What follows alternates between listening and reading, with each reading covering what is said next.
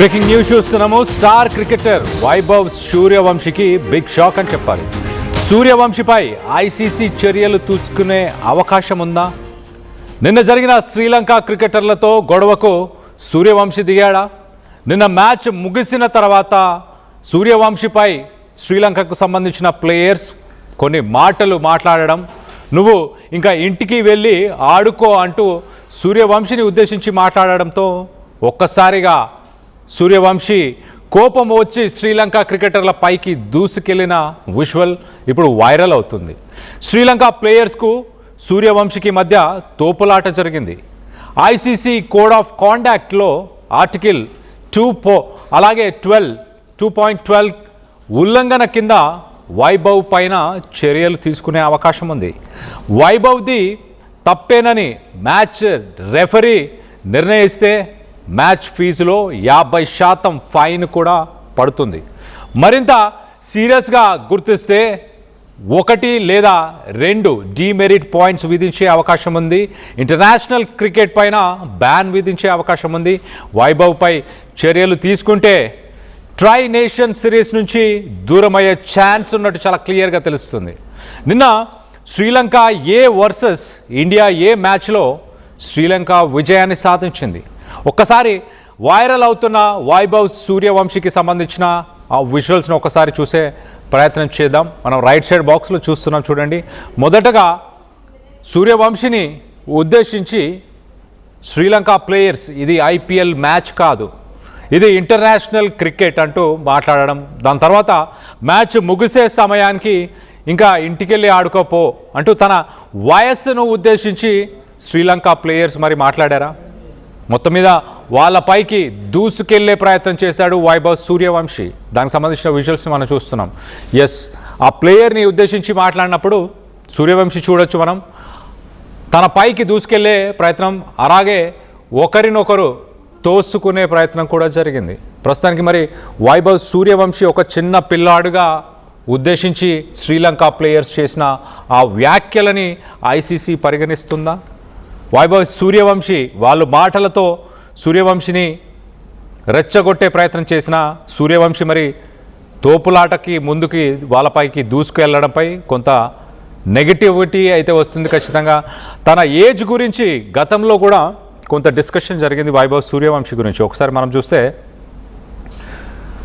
వైభవ్ సూర్యవంశీ 2023లో ఇచ్చిన ఇంటర్వ్యూస్లో ఈ సంవత్సరం నేను 14 సంవత్సరాల వయసుకి వస్తాను అంటూ ఆయన మాట్లాడడం జరిగింది. సో మొత్తం మీద దానికి తగ్గట్టు ఇప్పుడు కనీసం అతనికి 17 సంవత్సరాల నుంచి 18 సంవత్సరాల వయసు ఉంటుంది అంటూ చెప్పుకొచ్చారు.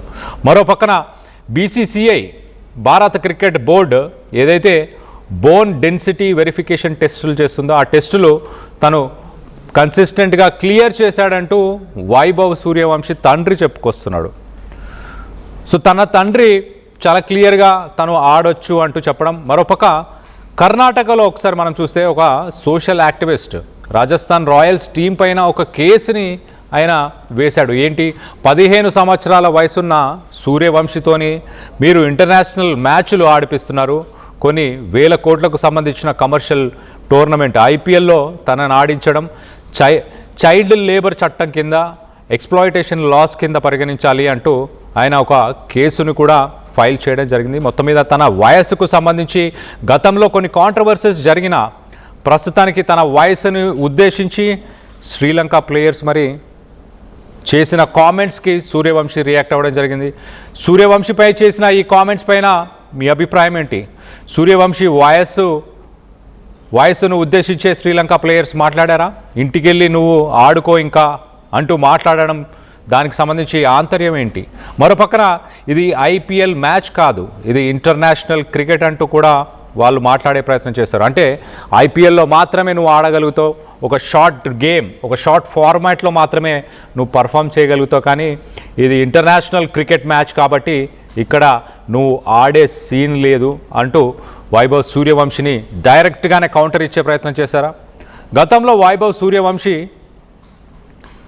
తను బంగ్లాదేశ్తో జరిగిన సిరీస్లో లాస్ట్ 3 వన్డే ఇంటర్నేషనల్ మ్యాచెస్ ఒకసారి మనం చూస్తే లాస్ట్ మ్యాచెస్లో 3 ఇంటర్నేషనల్ ఇన్నింగ్స్లో కూడా తను 79 రన్నులు మాత్రమే మేనేజ్ చేయగలిగాడు.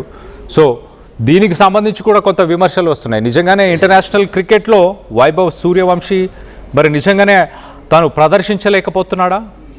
దాన్నే శ్రీలంకకు సంబంధించిన ప్లేయర్స్ పాయింట్అవుట్ చేసే ప్రయత్నం చేశాడా? సాధారణంగా హెడ్జింగ్ అనేది క్రికెట్లో చాలా కామన్. క్రికెట్ మ్యాచ్ జరుగుతున్న సమయంలో బౌలర్స్, ఫీల్డర్స్ అలాగే ఆపోజిట్లో ఉన్న టీంకి సంబంధించిన వ్యక్తులు రెచ్చగొట్టే ప్రయత్నం చేస్తారు, కొంత ఎమోషనల్ అయ్యే ప్రయత్నం చేస్తారు. ఆ ఎమోషనల్ అయినప్పుడు ఎదుటి వాళ్ళు అవుట్ అయ్యే అవకాశం ఉంటుంది అంటూ ప్రయత్నం చేయడం కామనే.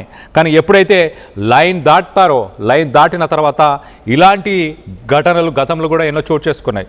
మనం ఒక్కసారి గుర్తు చేసుకుంటే గతంలో హర్భజన్ సింగ్ లాంటి వ్యక్తులు, అలాగే నవ్జోత్ సింగ్ సిద్ధు కానీ ఇలాంటి వ్యక్తులు డైరెక్ట్గా ఆపోజిట్ టీంకి సంబంధించిన ప్లేయర్స్ని కొట్టడం, వికెట్స్ తీసుకొట్టడం, బ్యాట్స్ తీసుకొట్టడం కూడా ఇలాంటి సిచ్యువేషన్స్ గతంలో కూడా చూసాం. మరి కావాలనే సూర్యవంశీని టార్గెట్ చేశారా? ఒక పక్కన ఇదంతా జరుగుతున్న సమయంలో ఇండియాకు సంబంధించిన హెడ్ కోచ్ అలాగే మరికొంతమంది వెళ్ళి సూర్యవంశీని కంట్రోల్ చేసే ప్రయత్నం చేయాల్సి వచ్చిందంటే అర్థం చేసుకోండి ఎంతగా మరి సూర్యవంశీని టార్గెట్ చేసి ఉండాలి.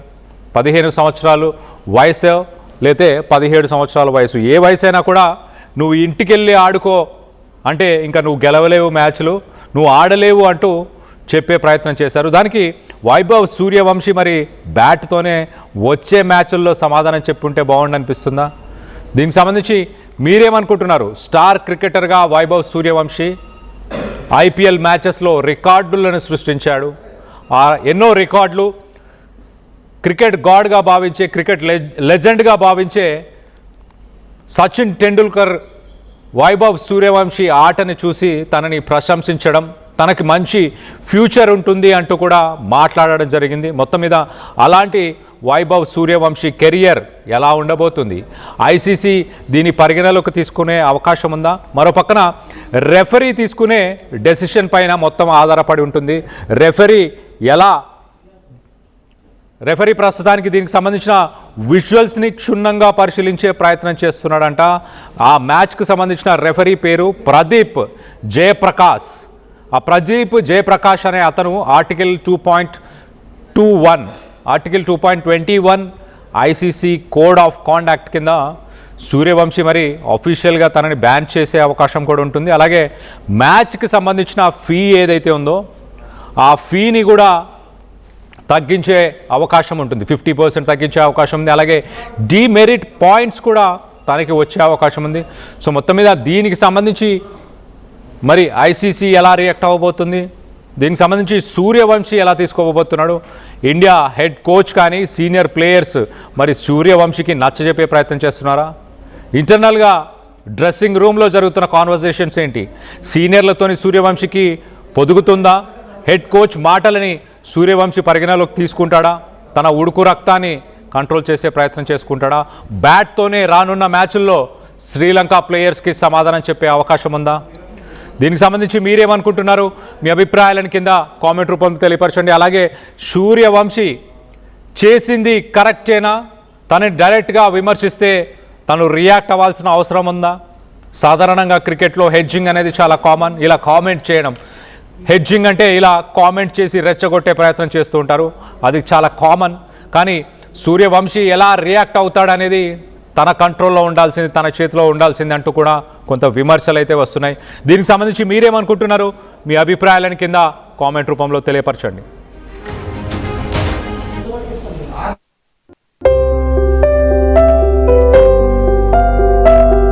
చిన్న చిన్న ఆనందాలు 35 ఏళ్లుగా నా జీవితంలో లేవు. 35 ఏళ్లుగా నేను డైపర్లలో బ్రతికాను. 6 సెంటీమీటర్ల ఫిస్టులా నా మూత్రాశయంలో లీక్ కారణమైంది. ఎవరూ నాకు సహాయం చేయలేకపోయారు. ఏఐఎన్యూలో వైద్యులను కలిసే వరకు. అక్కడ వారు రోబోటిక్ శస్త్రచికిత్సతో నాకు పరిష్కారం ఇచ్చారు. వారు నా ఆత్మవిశ్వాసాన్ని కూడా తిరిగిచ్చారు. Precision Care makes it possible. The Center for Robotic Surgery at AINU